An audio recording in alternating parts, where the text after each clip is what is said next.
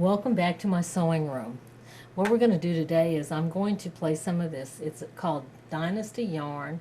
It's a woven flat type of ribbon yarn, and what happens is when you run that through the Omni, it balloons up. So I'm going to try and run some of this through the machine. And what I'm going to do tonight too is I'm going to remove the darning foot on the machine to show you how it does so without the darning foot. By the way, welcome to my sewing room again.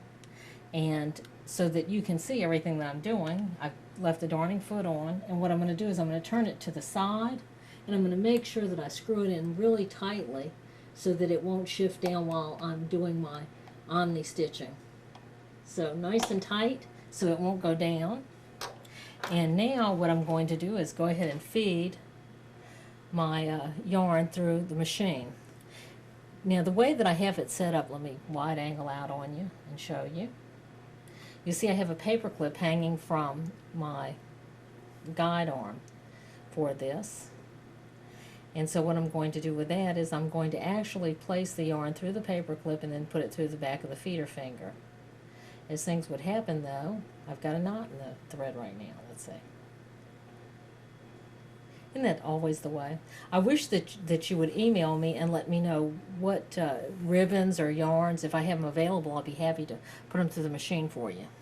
So it's through the paper clip, and now what I'm going to do is I'm going to put it through the guide, the little guide here.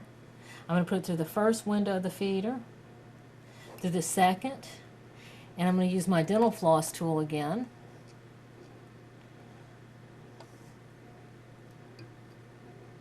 Which was stuck behind the paper clip, to insert it through the feeder finger. So we put that through, and again we're not using darning foot this time, so we're going to come straight through the feeder finger, the feeder eye, excuse me, pull it through.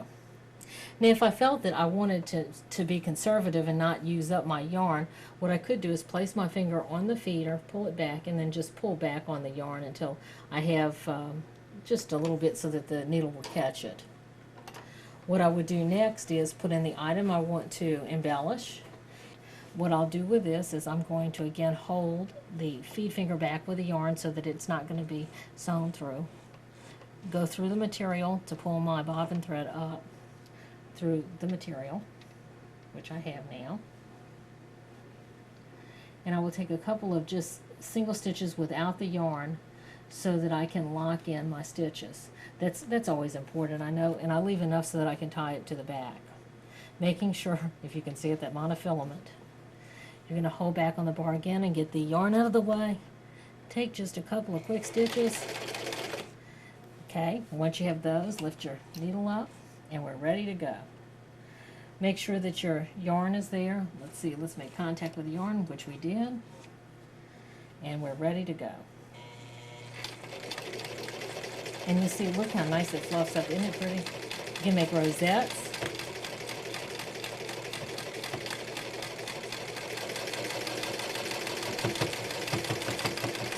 That's what I love about this stuff. It's so neat.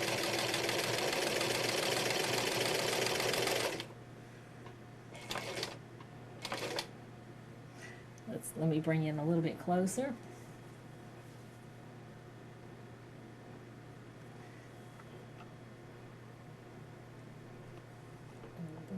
Whoop, sorry about that. Let's see right there. Bring it a little bit closer. And again, you notice without the darning finger, I'm still able to have pretty good control on it, except for when I bulk up things like I just did.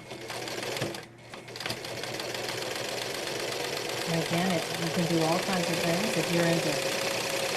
If you move faster, it doesn't fluff as much if you can make parts.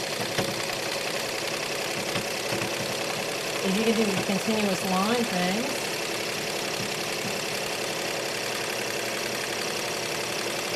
if you move fast, it spreads out. Now, remember, if you want it to have this type of thing, I didn't miss the thread. It's still there. It is straighter, and that's one of the things that some people might want to have an outline. Or if you hold the thread loose, if you make sure your thread is really loose, you'll notice that again, and go with slow, it'll fluff up. Fast speeds make this wonderful fluffiness, and if you to go real fast, you can pull it straight again.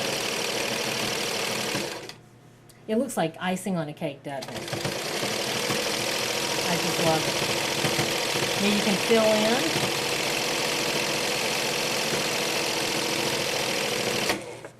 And just remember to keep your needle moving so that you don't bulk it up. But it does a terrific job, and I hope you enjoyed this. Thank you.